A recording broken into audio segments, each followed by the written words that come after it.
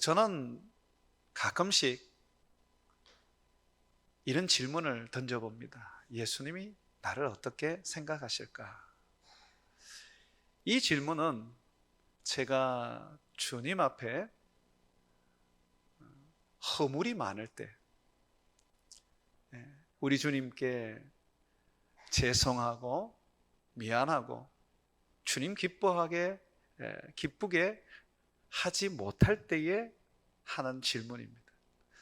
내가 주님 앞에 좀 잘 산다고 여겨질 때, 내가 우리 주님을 기쁘시게 하는 인생을 산다고 느껴질 때는 이런 질문이 안 나옵니다. 내가 죄를 짓거나 목사답지 못하거나 정말 내 인생이 부끄럽게 느껴질 때, 그때 이 질문을 하게 됩니다. 주님은 나를 어떻게 생각하실까? 이 질문 속에서 저는 먼저 하나의 어떤 답을, 제 나름대로 답을 내어놓고 이 질문을 합니다. 주님 날 싫어하실 거야. 주님 나를 향하여 진노하고 계실 거야. 야, 너는 목사라는 게 어떻게 그렇게 사니? 네가 지금까지 살아오면서 도대체 몇 번이나 그런 잘못을 반복해서 짓니? 정말 나는 너에게 실망이야 라는 답을 먼저 제가 설정을 해놓고 이 질문을 던집니다. 그런데 제가 설정한 이 답은 정말 답이 아니었습니다. 성경을 통해서 제가 본 우리 주님의 답은 정반대였습니다. 내가 잘할 때나 못할 때나, 내가 우리 주님이 기뻐하는 삶을 살 때나, 내가 우리 주님 싫어하는 삶을 살 때나, 내가 어렵게 살 때나, 내가 죄를 지으며 살 때나 상관없이 주님은 나를 향하여 동일하게 말씀하십니다. 내가 너를 사랑한다.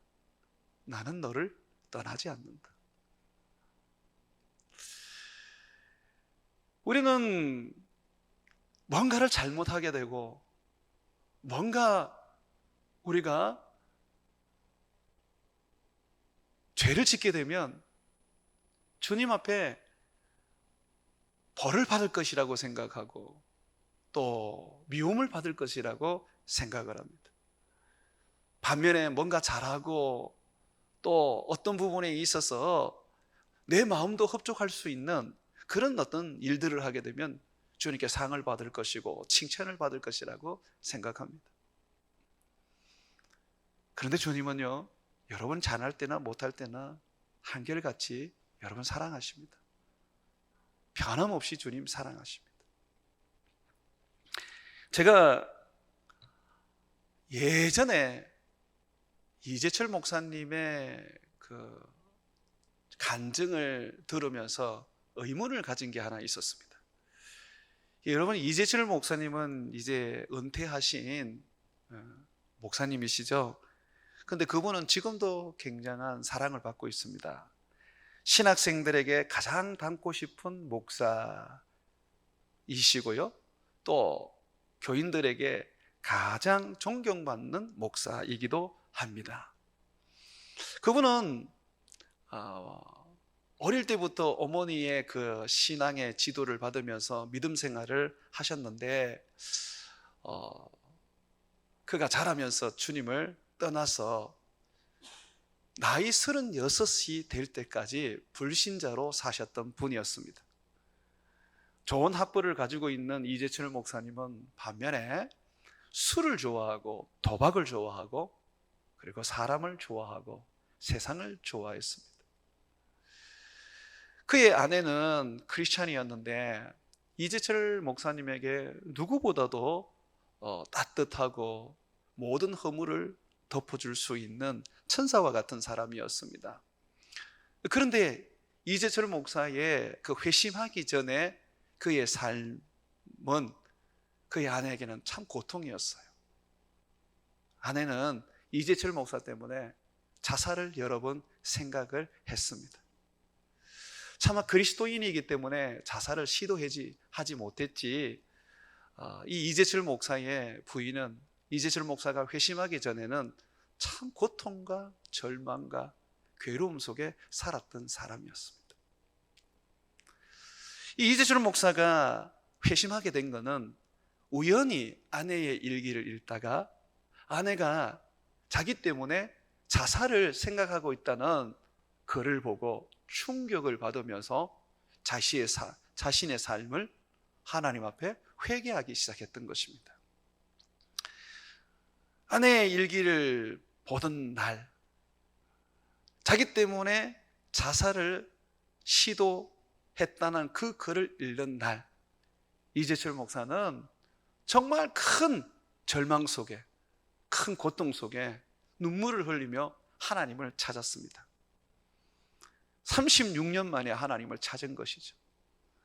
이재철 목사는 이런 이야기를 합니다. 자기 자신을 바라볼 때 자기는 정말 악취나는 영혼을 가지고 있었고 갈갈이 찢어진 더러운 걸레 조각처럼 된 인생이라고 말합니다. 그러면서 그때의 주님 앞에서의 자기의 모습은 버려진 영혼, 저주받은 영혼이라고 여겼다고 합니다. 그런 속에서 어렸을 때부터 어머님께 들었던 예수님, 그 예수님을 찾게 된 것이죠. 그때에 그에게 아주 세미한 음성이 들렸습니다. 하나님의 음성이 들렸다고 그는 그렇게 이야기를 합니다. 그 음성이 이런 음성이었어요. 제가 한번 읽어볼게요. 나의 사랑하는 제철아, 나는 너를 단 한 번도 버린 적 없단다. 네가 나를 버리던 그 순간에도 나는 줄곧 너와 함께 있었단다. 앞으로도 나는 영원토록 너와 함께 할 것이다. 나는 너를 사랑한다. 도박과 술과 세상 향락에 빠져서 자기를 위하여 인생을 바친 아내에게 자살의 꼴짜기로 몰고 갔던 이 사람을 주님이 사랑한다고 말하십니다. 36년 동안 지 인생, 지 원하는 대로 살다가 아내의 그 일기를 보고 자기 때문에 자살하려는 그 아내의 일기를 보고 그 순간 하나님 앞에 자기가 잘못을 뉘우치고 회개했는데 주님은 그 회개 한마디에 사랑한다. 나는 너를 버리지 않았다. 나는 너를 떠나지 않을 것이다. 나는 영원히 너와 함께 할 것이다 라고 말했다는 것입니다. 저는 이것이 사실 굉장히 충격적이었고 사실 이 이야기가 받아들여지지 않았어요. 악을 행하면 벌을 받아야 되고 선을 행하면 상을 받아야 됩니다. 이것이 세상을 살아가는 권성징악의 이치입니다. 그런데 주님은 과거가 온갖 죄와 더러움으로 가득한데도 불구하고 자기 때문에 한 여인이 자살까지 생각해야 될 정도로 고통받았음에도 불구하고 주님은 그 모든 걸 다 덮어버리시고 그걸 전혀 꺼내지 않으시고 내가 널 사랑한다. 네가 나를 버렸지만 나는 너를 버리지 않았다. 나는 너를 떠나지 않았다. 나는 지금도 너를 사랑한다 라고 했다는 것이 제게는 충격적이었습니다. 이 말을 믿을 수는 없었어요. 그런데 제가 성경을 연구하고 또 제가 목회를 해보고 그리고 내가 하나님과의 관계를 깊게 가져보면서 이재철 목사에게 했던 그 하나님의 말씀이 진짜라는 것을 제가 동의하게 되었습니다. 저 또한 많은 허물이 있었고 많은 죄가 있었는데도 불구하고 주님은 한 번도 그 부분에 대해서 나에게 책망을 하시거나 또는 비난을 하시거나 정죄하지 않으셨어요. 그래서 주님이 언제든지 내가 주님을 찾으면 주님은 환영한 그의 얼굴로 나를 맞이해 주시고 사랑해 주시고 내 모든 허물을 그냥 덮어버리셨어요. 주님의 그 사랑을 받을 때는 저도 많이 의아해 했습니다. 정말 내가 벌을 안 받아도 되나? 정말 내가 비난을 안 받아도 되나? 정말 이거 하나님 음성 맞지? 날 사랑한다는 거 이거 맞지? 어느 때는 그런 생각이 들었어요. 주님 날 특별하게 사랑하시나? 아니면 다른 사람들도 이렇게 사랑하시나?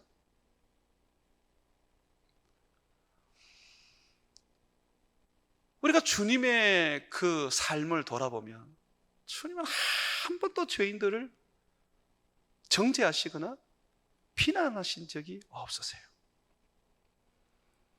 현장에서 간음하다가 잡힌 여인을 예수님 앞에 세워서 예수님께 판단을 받게 할 때에도 예수님은 그 여인을 비난하지 않고 그리고 책망하지 않으셨어요.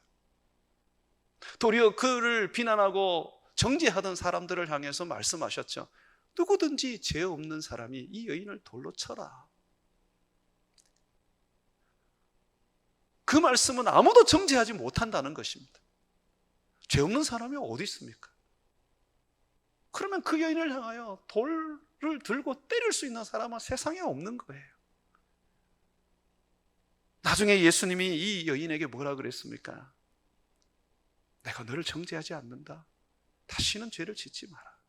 예수님은 이 여인이 죄인인 걸 아십니다. 그럼에도 불구하고 예수님은 정죄하지 않으시고 판단하지 않으신다. 예수님께서는 제자들에게 사랑의 계명을 주시면서 이 사랑의 계명을 어떻게 실천해야 될지를 아주 디테일하게 가르치셨습니다. 그것이 마태복음 5장, 6장, 7장에 있는 산상수훈의 말씀입니다. 이 말씀을 보면요, 예수님은요, 우리에게 절대로 너희는 비판하지 말고 판단하지 말라고 말합니다. 너희 앞에 있는 자가 많은 죄를 저질렀고 많은 잘못이 있어도 너희는 그들을 정죄하거나 그들을 판단해서는 안 된다고 가르칩니다. 왜 그렇습니까? 네가 바로 정죄받을 죄인이고 네가 바로 판단받을 죄인이기 때문에 그렇다는 것입니다. 예수님은 실질적으로 어느 누구도 판단하시거나 정죄하지 않으십니다. 죄인인 것을 알면서도 예수님은 그의 보혈로 덮으시고 그 허물을 주님은 씻으시고 그를 새롭게 일으켜서 세상 가운데 당당하게 설 수 있도록 만들어 주셨습니다.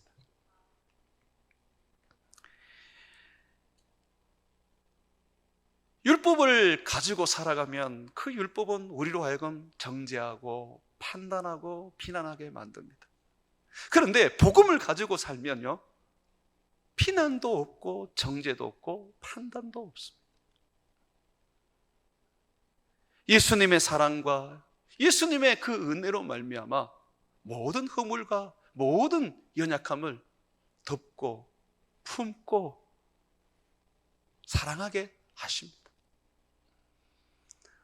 우리가 누군가를 정죄하고 누군가를 판단한다면 우리는 율법 아래 살고자 하는 어리석은 짓을 하고 있다는 것입니다.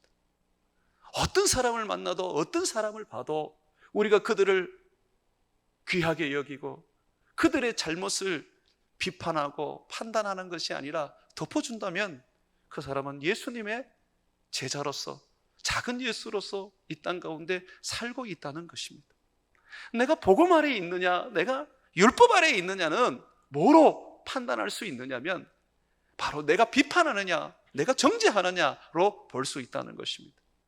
예수 그리스도 안에 있는 자는 결코 정죄함이 없는 줄 믿습니다. 오늘 예수님께서 우리에게 한 여인에 대한 이야기를 들려주시는데 이 여인은 큰 죄인입니다. 남편이 6이나 있었던 엄난하고 부정하고 그리고 더러운 여인이었습니다. 뿐만 아니라 이 여인은 사마리아 사람으로서 유대인들이 개처럼 여기는 아주 천한 사람이었습니다.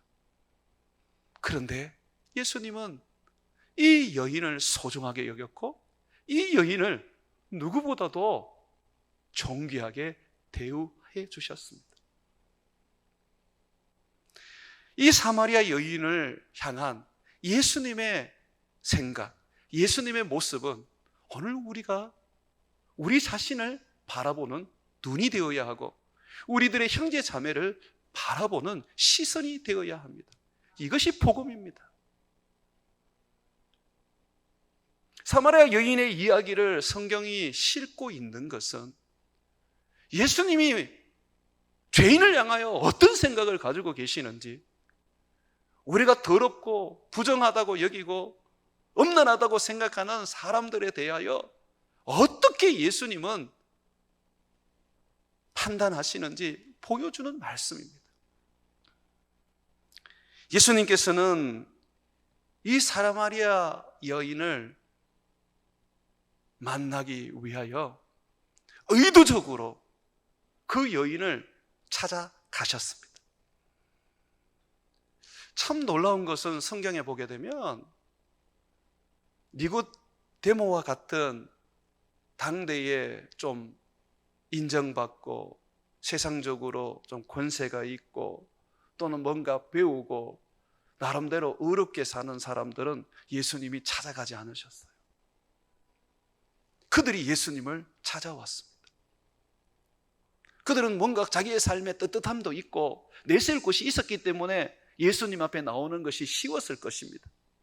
그런데 이 사마리아 여인처럼 손가락질 받고 사람들에게 멸시와 천대받는 이 여인은요, 예수님을 찾아올 수가 없었을 거예요. 자기 삶이 너무 처참한데 어떻게 예수님 앞에 나올 수 있겠어요? 그래서 그런지 예수님은 직접 찾아가셨습니다. 바리새인들과 서기관들이 예수님을 향하여 비난했던 것 중에 가장 큰 게 뭔지 아십니까? 예수님이 항상 죄인들과 세리들과 함께 계시면서 그들과 밥을 먹는다는 겁니다. 왜 너희 선생은 늘 죄인하고 사냐? 왜 너희 선생은 늘 세리들하고 사냐? 라고 시비를 걸었던 것이, 예수님의 제자들에게 시비를 걸었던 것이 바리새인과 서기관들이었습니다. 이토록 예수님은 항상 죄인들과 그리고 소외된 자들과 병든 자들 속에 계셨습니다. 이것이 우리 예수님의 삶입니다. 그러면 제자로 따르는 우리의 삶도 그와 같아야 돼요. 저는 오늘날 교회를 보면서 염려와 두려움이 있습니다. 자꾸 교회가 문턱이 높아집니다. 교회 안에는 거룩하고 건강하고 잘되고 부한 자들만이 환영을 받고 존중을 받는 모습을 가지게 됩니다. 가난하면 교회를 오지를 못해요. 병들면 교회를 오지를 못해요. 정말 예수님께서 우리에게 보여준 삶과 너무나도 이질적인 모습 아닙니까? 그래서 우리는 반성을 해야 합니다. 어떤 한 사람이 우리 교회에 왔는데 그 사람 때문에 우리 교회가 수준이 낮아지고 물이 흐려질 수 있습니다. 그러면 우리가 낮아지는 그 수준, 흐려지는 그 어떤 환경 때문에 그 사람을 내어 보내야 된다면 더 이상 교회가 아니라는 거예요. 교회가 교회된 것은요, 수준을 높이는 게 아니라 수준을 낮추는 것입니다. 더 많은 죄인이 와야 되고 더 많은 연약한 자들이 와야 되고 갈 곳 없는 자들이 와야 하는 것이 교회입니다. 종교가 되어버리면 자꾸 고급스러워지려고 그래요. 그러나 예수님은 우리에게 삶이 되라고 말합니다. 예수님의 삶이 되라고 말해요. 예수님의 삶이 되면 어떻게 돼요? 낮아지는 거예요. 낮아지는 거예요. 김천에서 베들로 교회를 향해서 아유 그거는 개나 소나 다 가더라 라는 말을 한다면 우리 교회가 아주 좋은 교회인 겁니다. 야, 그 교회는 좀 품격이 있어야 가. 그 교회는 좀 그래도 좀 성공한 사람이 가는 거야. 아유 우리 같은 사람 못 가 라고 한다면 우리는 교회로서 이미 죽어버린 것입니다. 종교가 돼버린 것이죠. 예수님의 삶을 우리가 볼 때는 예수님은 항상 낮아지시고 어둠에 있는 자들에게 가시고 병든 자들에게 다가가셨습니다. 우리가 그런 삶을 교회가 마땅히 해야 된다고 여겨야 합니다. 그래서 우리 교회가 신음동의 공장교회로 있었던 그 어떤 모습을 잊어서는 안 됩니다. 누구든지 올 수 있어야 되고 누구든지 우리가 받아들이고 환영하며 우리의 형제가 될 수 있어야 합니다. 죄인이 오는 것이 교회고 연약하고 병들고 힘겨운 자들이 오는 것이 교회라는 것을 잊지 말아야 합니다. 이 예수님께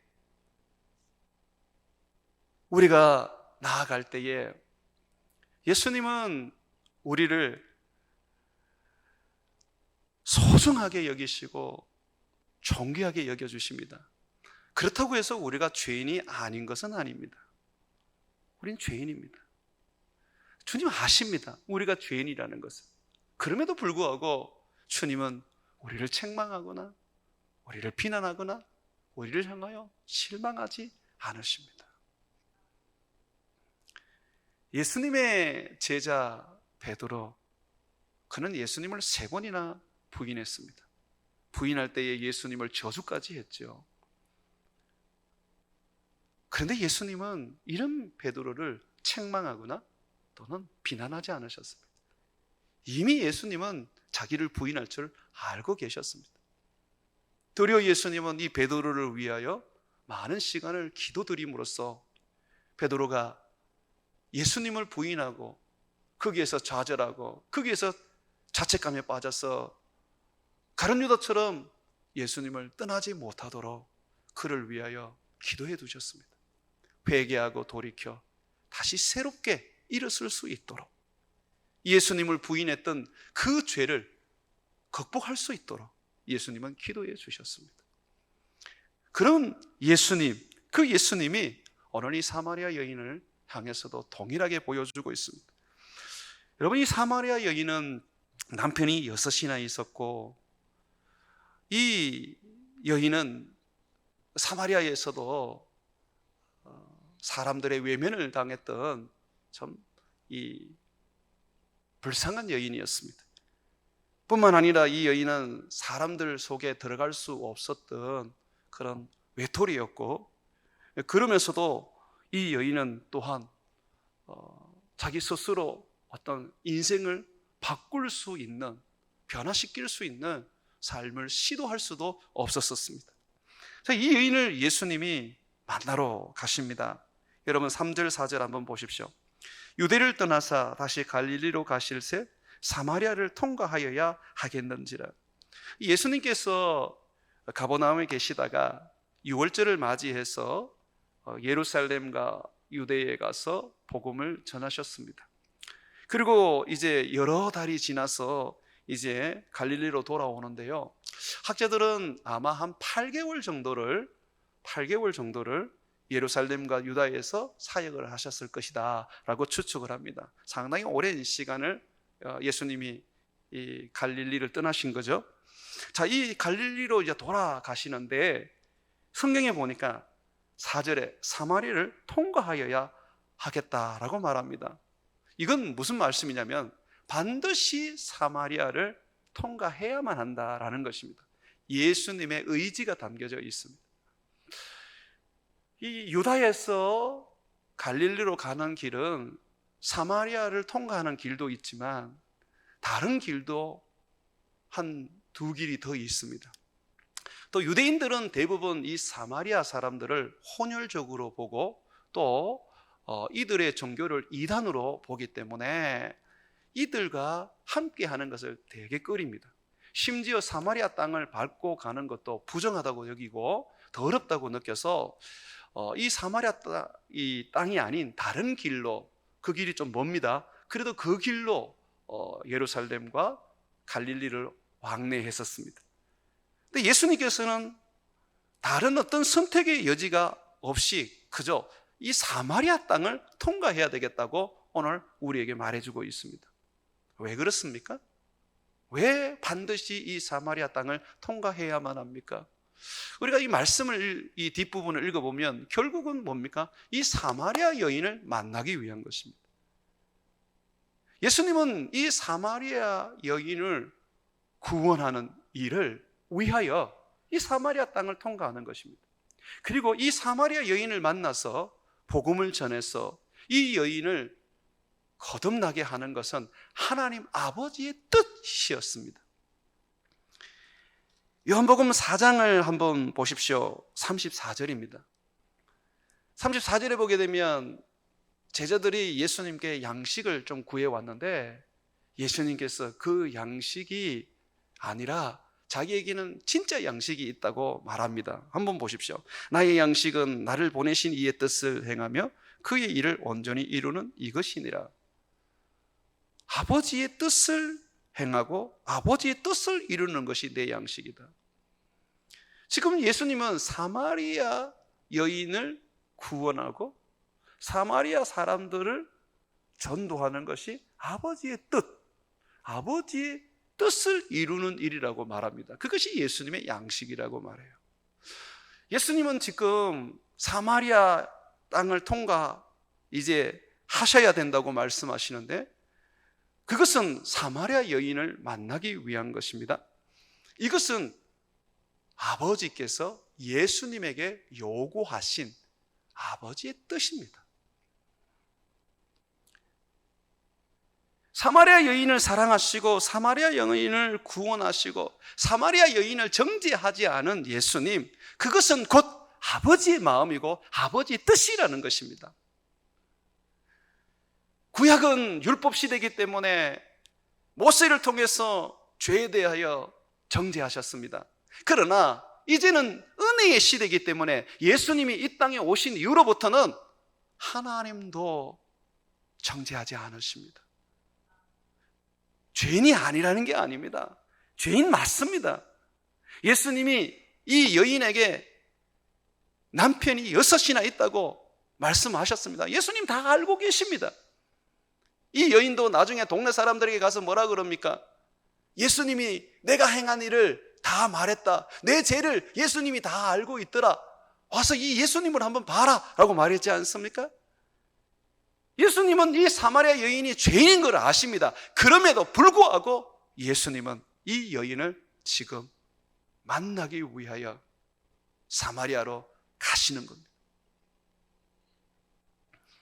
또한 한번 보십시오. 예수님께서 이 사마리아에 가서 수가성에 있는 야곱이 판 우물에 예수님께서 거기에서 이제 쉬게 되시는데 그때의 모습을 이렇게 말합니다. 6절 한번 보십시오. 거기 또 야곱의 우물이 있더라. 예수께서 길 가시다가 피곤하여 우물 곁에 그대로 앉으시니 때가 6시쯤 되었더라. 여기 6시는 저녁 6시로 봅니다. 여러분 마태, 마가, 누가에 나오는 시간은 유대인이 보는 시각에서 말하는 시간이기 때문에 거기에는 플러스 6시를 더해서 우리가 지금의 시간을 봐야 합니다. 3시 같으면 6시 더하면 9시가 되는 거죠. 그런데 이 요한복음은 로마식 시간이기 때문에 이거는 그대로 보시면 됩니다. 학자들이 때로는 이것에다가 6시를 더해서 이제 오정으로 보는데 여러분들이 나중에 예수님께서 재판받은 빌라도에게 재판받은 그 시간을 보면 거기에 보면 6시, 거기에 보면 시간이 6시간 되거든요. 그게 새벽 6시를 말하는 겁니다. 그래서 이 요한복음은 그냥 시간을 다르게 봅니다. 그냥 있는 그대로 봐도 됩니다. 이 6시니까 저녁 6시인 거죠. 저녁 6시에 예수님께서 이 우물가까지 가셨는데 거기에 보면 뭐라고 되어 있느냐면 길 가시다가 피곤하여 우물 곁에 앉았다 그래요. 예수님이 지금 우물가까지 오셨는데 굉장히 피곤한 상태예요. 여러분, 예수님은 8개월 동안 지금 예루살렘을 전도하시면서 여행하셨습니다. 8개월 동안 오랜 시간을 여행을 하다 보면 체력을 안배하는 것은 필수적인 겁니다. 저도 미국에서 보름 이상을 여행을 한 적이 있는데 몸을 그냥 많이 섣부리면 다음 여행을 못 합니다. 그래서 안배를 해야 됩니다. 피곤하지 않도록. 예수님은 누구보다도 잘 알고 계시는 분이십니다. 그런데 예수님은 이 사마리아, 지금 이 수가성 야곱이 판 이 우물가까지 가시는데 체력을 다 쏟아주셨습니다. 그냥 어슬렁어슬렁 가신 게 아닙니다. 뭔가 모르게 급하게 온 마음과 몸을 거기에 다 쏟아서 그 우물까지 갔다는 것입니다. 왜 그랬습니까? 사마리아 여인을 만나기 위한 거였습니다. 조금이라도 늦게 가면 그 여인을 못 만나기 때문에 예수님은 그 여인을 만나기 위해서 마음을 다하시고 힘을 다하셨어. 그의 기력이 쇠하도록 하신 것입니다. 여러분, 이토록 이 여인에 대한 예수님의 이 어떤 생각을 보십시오. 예수님의 그 어떤 마음을 보십시오. 누가 죄인 한 사람에게, 그것도 남편 6이나 있었던 그런 엄난하고 더러운 여인에게 이런 마음을 쏟을 수가 있습니까? 오직 예수님이시기 때문에 이런 마음을 쏟을 수 있는 거예요. 왜 예수님은 이런 마음을 쏟으십니까? 예수님이 이 땅에 오신 것은 바로 죄인 하나를 회개시켜 구원에 이르게 하시기 위한 거였습니다. 그래서 예수님께는요, 어떤 사람도 정죄의 대상이 아닙니다. 비난의 대상이 아닙니다. 그가 남편을 많이 둔 엄난한 죄를 지었던, 사람을 죽인 살인죄를 지었던, 온갖 사기를 처먹은 죄를 지었던 상관없이 우리 주님 앞에 서게 되면 주님은 그 모든 사람들을 사랑하시고 소중하고 존귀하게 여긴다는 것입니다. 소중하고 존귀한 죄인으로 주님은 받아들입니다. 주님은 계속해서 이 여인에게 놀라우신 어떤 모습을 보여주고 있습니다. 7절 한번 보십시오. 사마리아 여자 한 사람이 물을 기르러 왔음에 예수께서 물을 좀 달라 하시니, 예수님이 목이 말랐습니다. 그래서 물을 달라 이렇게 했습니다. 그런데 여러분, 이 부분이 그냥 쉽게 읽었어야 될 부분이 아닙니다. 왜냐하면 이 여인의 반응을 한번 보십시오. 예수님이 물을 좀 달라 그랬더니 이 여인이 이렇게 말합니다. 9절 보십시오. 사마리아 여자가 이르되 당신은 유대인으로서 어찌하여 사마리아 여자인 나에게 물을 달라 하나이까?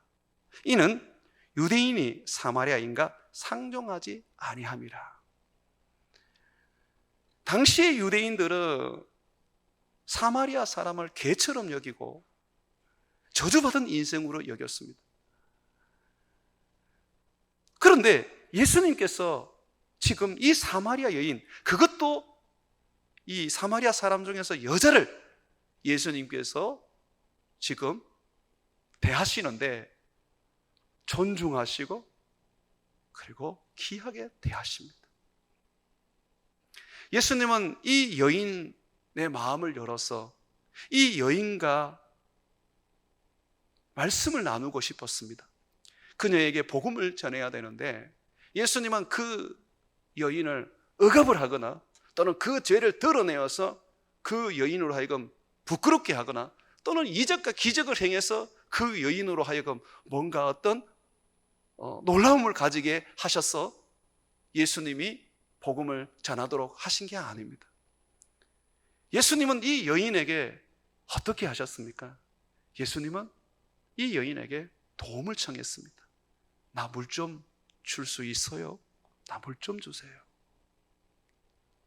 핸드릭슨 박사는 이런 얘기를 합니다.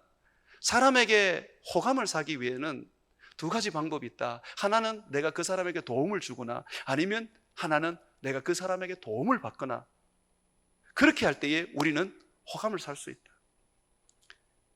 예수님은 지금 이 천하고 이 죄 많은 여인에게 호감을 사려고 하고 계십니다. 조금만 목마른 것을 참으면 곧 제자들이 올 것이고, 제자들이 예수님에게 물을 제공할 것입니다. 그런데도 불구하고 예수님은 지금 여인에게 물을 달라고 하십니다.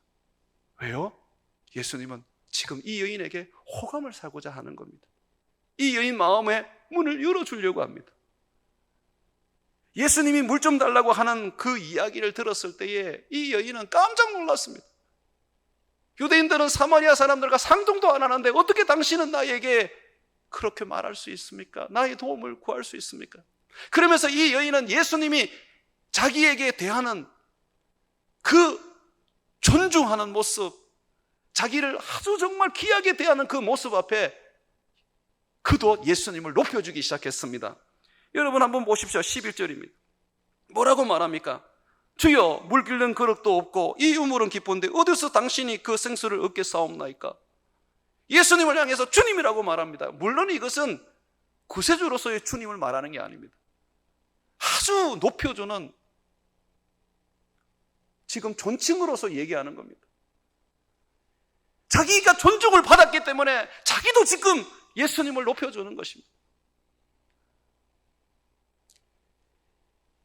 여러분, 예수님이 이 죄인을 대하는 모습을 보십시오. 사마리아 사람조차도 손가락질하고 멸시하는 이 여인을 예수님이 대하는 모습을 보십시오. 어디 예수님이 이 여인의 죄를 드러내어서 낱낱이 그걸 까발리고 그 여인을 부끄럽게 하는 모습이 있습니까? 예수님은 죄인인 이 여인을 누구보다도 소중하게 여기시고 누구보다도 귀하게 여기십니다. 이 여인에게 호감을 사게 하기 위하여 예수님은 먼저 손을 내밉니다. 이 여인을 향한 예수님의 이 귀한 모습이 여인의 마음에도 감동이 되어서 예수님을 존중하는 이 모습을 보십시오. 예수님은요, 지금 우리에게 말해주고 있는 것입니다. 나는 너희들의 모습을 볼 때 너희들의 죄로 얼룩진 모습을 보고 너희를 보지 않는다. 너희들이 나한테 잘하고 못하고 하는 어떤 그걸 보고 나는 너희를 판단하지 않는다. 나는 그저 너희 있는 모습 그대로 사랑하고, 너는 연약한 모습 그대로 나는 너희를 사랑한다. 그렇기 때문에요, 예수님께서는 우리에게 분명히 말씀하시고 있습니다. 왜 그렇게 너희는 항상 내가 너희를 사랑하지 않는다고 생각하니? 왜 너희는 잘할 때만 내가 너희를 귀하게 여긴다고 생각하니? 네가 죄 지을 때도, 네가 연약할 때도, 네가 나를 떠날 때도 나는 너를 버리지 않고 나는 너를 변함없이 사랑한단다 라고 오늘 말씀해 주시는 것입니다. 사랑하는 여러분, 저는 목회를 하면서 이런 일들을 여러 번 경험을 합니다. 때로는 제가 금요기도회 때 안수를 할 때가 있습니다. 누군지는 몰라요. 또 너무 어두울 때는 누군지는 몰라요. 근데 막 이렇게 안수를 하다 보면 제게 하나님이 감동을 주실 때가 있습니다. 그 감동이 제게 임할 때는 저도 모르게 하나님의 그 사랑, 하나님의 그 축복을 말합니다. 나중에 제가 궁금해집니다. 이 사람이 누군데? 내게 안수받았던 이 사람이 누군데 이토록 하나님이 사랑하실까? 이토록 하나님이 귀하게 여기실까? 라는 그런 궁금증이 생깁니다. 그래서 나중에 우리 교육자들한테 물어보면 어떤 분이다고 얘기하면 제가 좀 깜짝 놀랍니다. 그분의 삶은 내세울 게 없어요. 그렇게 하나님 앞에 존귀하고 사랑받을 만한 그런 삶이 없어요. 그런데 제가 성령의 감동으로 그분을 두고 기도할 때에 제 속에 있는 성령의 그 역사는요, 정말 놀라우신 사랑과 축복과 주님의 그 은혜가 가득했었습니다. 뿐만 아니라 때로는요, 어느 분이 예배에 나오시는데, 근데 그분이 오는 순간에 그냥 제게 성령의 감동이 확 임할 때가 있습니다. 눈물이 막 쏟아집니다. 하나님이 그렇게도 좋아하시고 그렇게도 기뻐하시는 거예요. 근데 내가 그분을 알잖아요. 그렇게 그분이 하나님께 잘한 게 없는데, 하나님께 인정받을 게 없는데, 그런데 하나님은 그분이 이 교회 한 달에 한 번도 아니고 그냥 몇 달에 한 번 나오는데도 불구하고 그렇게 사랑하시고 그렇게 기뻐하시더란 말이죠. 정말 놀라운 그런 경험들이었어요. 그래서 저는 하나 깨달았습니다. 뭘 깨달았냐면, 예수 그리스도 안에 있는 사람은 우리가 다 죄인이지 않습니까? 잘하든 못하든 어렵게 살든 너는 죄를 짓고 살든 상관없이 우리 주님은 사랑하시고 귀하게 여기시고 소중하게 여기는구나를 알았습니다. 그래서 저는 그 이후로부터 제가 버리려고 하는 게 있습니다. 그게 뭐냐면 정죄와 판단과 비판입니다. 아무도 판단할 수 없습니다. 아무도 정죄할 수 없습니다. 아무도 우리는 거기에 대하여 비난할 수가 없습니다. 왜냐하면 예수님이 사랑하시기 때문에 그렇습니다. 예수님이 사랑하는데 내가 판단하고 내가 비난한다면 나는 예수님보다 더 높은 자리에 올라서서 예수님보다 더 권세를 휘두르겠다는 무서운 교만이 되는 것입니다.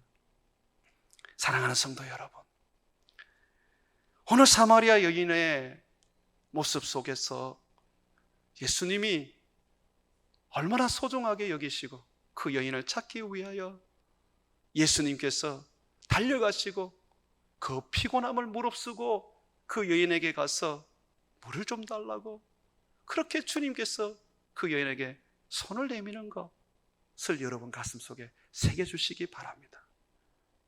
절대로 여러분들은 정죄받고 판단받는 분이 아닙니다. 비난받을 분이 아닙니다. 남편이 여섯이 있어도 허구날 거짓말하고 허구날 잘못된 인생으로 인해서 정말 부끄러움을 늘 가지고 살아도 여러분 정죄받는 인생 아닙니다. 비난받는 인생 아닙니다. 여러분들은 예수님이 사랑하시고 소중하게 여기시고 어떤 모습이든 간에 예수님이 품으시고 예수님께서 여러분들을 귀하게 여긴다는 것을 잊지 마십시오. 여러분이 죄인이 아니라는 것은 아닙니다. 우리는 죄인입니다. 크고 작은 죄를 밥 먹듯이 짓는 존재들입니다. 그럼에도 불구하고 우리 주님이 우리를 소중하게 여기시고 사랑하시고 존귀하게 여긴다는 것을 잊지 말고 예수님이 우리에게 주시는 그 사랑과 그 존귀함과 그 소중함을 힘입어 오늘도 세상을 이겨내시기를 주의 이름으로 부탁을 드립니다. 여러분의 죄가, 여러분의 허물이 아무리 많아도 우리 주님이 그걸 끄집어내지 않는다는 것을 여러분들이 가슴에 새기고 여러분의 모든 허물과 여러분의 부끄러움들을 떨쳐버리고 예수 그리스도께서 주시는 그 사랑을 붙잡고 오늘도 담대하게 세상을 향하여 살아가는 저와 여러분 되시기를 주의 이름으로 축원을 드립니다.